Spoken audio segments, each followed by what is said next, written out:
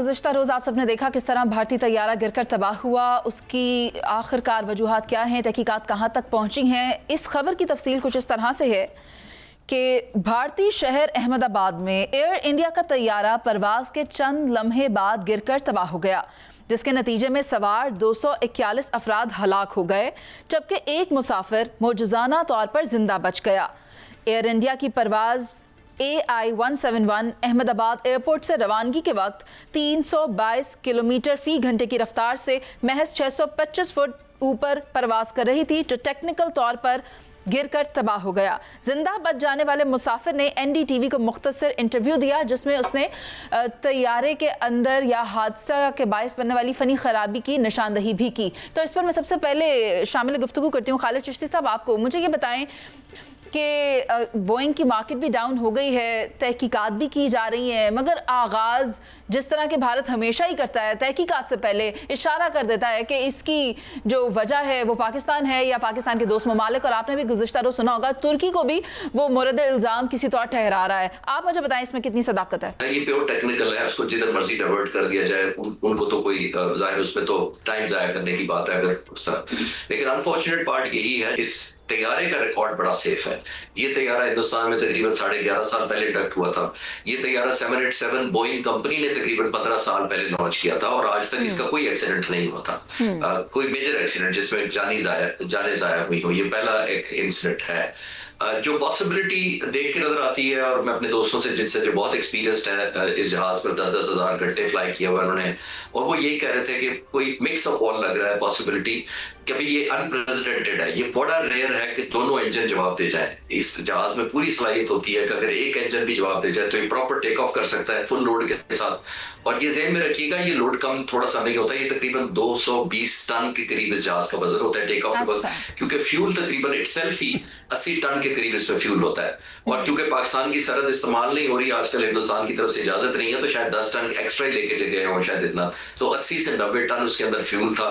और इसीलिए आपने नोट किया होगा कि इतनी मैसिव बर्निंग जो जले गए हैं और जहाज भी जल गया, मलबा जमीन पर भी नुकसान हुआ है, वो बुनियादी तौर पर जलने की वजह से हुआ है क्योंकि ये जहाज फुल था फ्यूल के साथ। लैंडिंग पर आमतौर पर जब जहाज आता है तो फ्यूल काफी सारा 20% के करीब रह चुका होता है, 15-20% जो उस तरह खतरनाक नहीं होता। एक तो ये बात है, ये प्योर टेक्निकल या ह्यूमन फैक्टर है। अभी तक जितने मैं इंटरनेशनल व्यूअर्स में देख रहा, तजिया निगारों को देख रहा था जो एविएशन के कमेंट करते हैं, ये एक अनहोनी बात यह है कि इस जहाज के 600 फुट तक ऊपर लैंडिंग है, जिसको हम आम जुबान में पहिए जो निकले हुए थे वो ऊपर नहीं होने चाहिए थे। क्यों नहीं किए? अगर ये ह्यूमन फैक्टर है। और फिर एक फ्लैप्स होते हैं, फ्लैप्स वो चीज है जो विंग के पीछे एक एक्सटेंडेड छोटा सा एक और विंग निकल आता है, टेम्परेरी तौर पे वो जहाज को लिफ्ट ज्यादा देता है, वो भी अंदर है, जो कि टेक ऑफ के वक्त बाहर होने चाहिए थे ताकि जहाज को उस वक्त ज्यादा लिफ्ट चाहिए होती है। तो ये कॉम्बिनेशन बड़ी खतरनाक है, यानी पहिए नीचे हैं जबकि पहिए सिर्फ 50 से 100 फुट जब जहाज ऊपर जाता है जमीन से तो पायलट पहिए ऊपर कर देता है, क्योंकि वो ड्रैग पैदा करते हैं, वो जहाज को रेजिस्ट करते हैं स्पीड पकड़ने में। तो पहिए ऊपर होने चाहिए थे 50 से 100 फुट, और ये तकरीबन 600 फुट ऊपर चला गया और पहिए अभी तक बाहर है। ये बड़ी अनयूजुअल बात है। और फ्लैप्स जिसका मैंने अर्ज किया जो एक्सटेंडेड होने चाहिए थे, बाहर होने चाहिए थे ताकि ज्यादा विंग से लिफ्ट मिले, वो भी अंदर है। अगर गलती से पायलट ने हवा में फ्लैप्स ऊपर कर दिए और पहिए भी नीचे हैं तो ये इटसेल्फ ही, बहुत सारे पायलट्स एग्री करते हैं कि ये सिंक रेट डेवलप हो जाता है, यानी जहाज जमीन की तरफ जाना शुरू होता है जिसको रिकवर करना बड़ा मुश्किल है। ये सारी एविएशन एग्री करेगी इसमें, क्योंकि ये राफेल वाला केस नहीं है कि आप छुपा लेंगे और राफेल कंपनी को भी चुप करा देंगे, मास्टर दसॉल्ट कंपनी को भी कहेंगे खामोश हो जाओ। ये बोइंग कंपनी है, उनके इंजीनियर्स, टेक्नीशियंस और सारे जो बनाने वाले लोग हैं जो कंसर्न है, पायलट्स वगैरह, वो पहुंचेंगे हिंदुस्तान। बहुत सारी इंटरनेशनल एजेंसीज इन्वॉल्व होती है क्योंकि बहुत सारा लॉस हुआ है। इवन इंग्लैंड ने कहा है कि हम भी इसको इन्वेस्टिगेट करेंगे क्योंकि हमारे बामन मुसाफिर इस जान से गए हैं। तो ये छुपाना या गलत ब्लेम करने से आप उसकी फिक्र ना करें, पूरी दुनिया एक्सपोज कर देगी चंद दिनों में। टेक्निकल मामलात की निशानदही खालिद साहब आपने बखूबी की। शहजाद हुसैन भट्ट साहब, आप मुझे ये बताएं वो बात जो मैं खालिद साहब से पूछना चाहती थी कि भारत अपनी उसी पुरानी रवश पर बरकरार है और मोरद इल्ज़ाम ठहरा रहा है पाकिस्तान को भी, तुर्की को भी, इस पर आप क्या कहते हैं?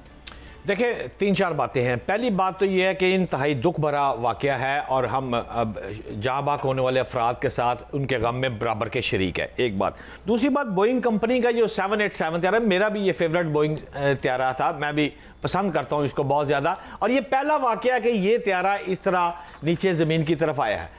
سوال یہاں پر یہ پیدا ہوتا ہے کہ آپ ذرا غور کریں، پاکستان کے ساتھ جو بھارت کا روٹ ہے وہ بن جا رہا ہے، یہ بڑی امپورٹنٹ بات ہے۔ جب بن جا رہا ہے تو سارا ان کا تیارے ساری کنفیوز ہے کہ یہ ہو کیا رہا ہے۔ اب بھارت کو سمجھ جانا چاہیے کہ وہ دنیا میں اکیلا نہیں رہ سکتا، اس کو مل کے ساتھ چلنے کے ساتھ ہی دنیا کو آگے لے کے چل رہا ہے۔ اور آخری بات میں آپ سے یہ کہنا چاہتا ہوں کہ جب یہ طیارہ گرتا ہے تو آپ یہ دیکھیں کہ ایک شخص زندہ بچ جاتا ہے، جو شخص معجزانہ طور پر، ٹھیک کہہ رہی ہیں آپ، زندہ بچ جاتا ہے۔ یہ وہ بات ہے جو پاکستان نے جنگ جیتی۔ لیکن دیکھیں ایک بڑی بنیادی سی بات ہے جو ہمیں سمجھنی ہوگی کہ دنیا میں اب بہت سے ممالک کے اندر طیاروں کے حادثے ہو رہے ہیں اور اس میں یقینی طور پہ ٹیکنیکل فالٹ ہوتے ہیں۔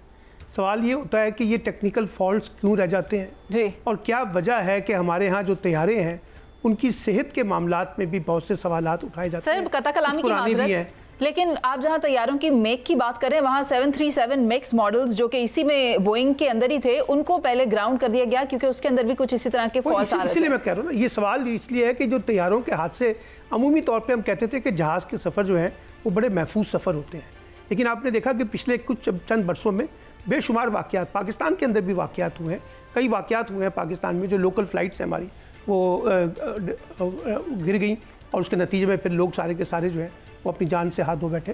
تو کہنے کا مطلب یہ ہے کہ یہ جو سارا فالٹ ہے، ایک تو ٹیکنیکل کانٹیکسٹ مجھے لگتا ہے سارا کا سارا، ٹھیک ہے، اور دوسرے نمبر پہ یہ ہے کہ یہ جو الزامات کی جو سیاست ہے وہ تو دیکھیں کسی کے حق میں نہیں ہے، اور ابھی چشتی صاحب نے بالکل ٹھیک کہا ہے کہ اس کو صرف انڈیا کی اندر تک محدود نہیں رکھا جائے گا انویسٹیگیشن، اس کا ایکسٹرنل پارٹ بھی بہت امپورٹنٹ ہے، اور برطانیہ سمیت بہت سے ممالک اس کو انویسٹیگیٹ کریں گے، کیونکہ طیارے جو ہیں ان کی اپنی کمپنیاں متاثر ہو رہی ہیں اور ان کی اپنی کمپنیوں کے اوپر سوالات اٹھیں گے کہ جناب اگر آپ کے طیارے محفوظ نہیں ہیں تو ہم آپ کی طرف کیوں ٹریول کریں، کیوں جائیں۔ تو اس لیے میں یہ سمجھتا ہوں کہ اس معاملے کو اس انداز میں دیکھنا چاہیے کہ دنیا میں جو ایک محفوظ سفر ہے وہ غیر محفوظ بالکل اس کو یقینی بنانے کے لیے کوشش کی جانی چاہیے۔ برلاس صاحب میں آپ کا کوئک آنسر چاہوں گی اسی معاملے پر، آپ مجھے بتائیں کہ تحقیقات کے لیے کہا جا رہا ہے بھارت کو اور پیشکش کی جا رہی ہے برطانیہ کی طرف سے بھی، تو بھارت تعاون کرے گا؟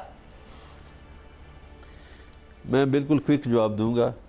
گزارش یہ ہے کہ جنگی جہاز ہوں یا مسافر جہاز ہوں، سوال بنتا جا رہا ہے کہ انڈیا کے پائلٹس اس اہل ہیں یا نہیں ہیں، اور ان کا ٹیکنیکل سٹاف اس اہل ہے یا نہیں ہے۔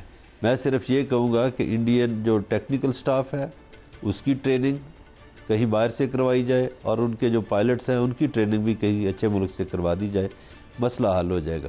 ٹھیک ہے، آپ نے تحقیقات پر سوال اٹھا دیا، اور جہاں تک مجھے یاد پڑتا ہے کہ جو 2 پائلٹس کل پرواز اڑا رہے تھے ان میں سے ایک کی 8.5 کے قریب فلائٹ ایکسپیرینس تھا اور ایک کا 11,000 کے قریب فلائٹ ایکسپیرینس تھا۔ اب اس کے بعد بھی اگر ہم یہ والی بات کریں تو کچھ مجھے سمجھ نہیں آ رہی، مگر دیکھنا یہ ہوگا کہ تحقیقاتی رپورٹ جب منظر عام پر آتی ہے تو اس میں کون کون سے حقائق سامنے آتے ہیں، کیونکہ اس سے پہلے کچھ بھی کہنا قبل از وقت ہوگا۔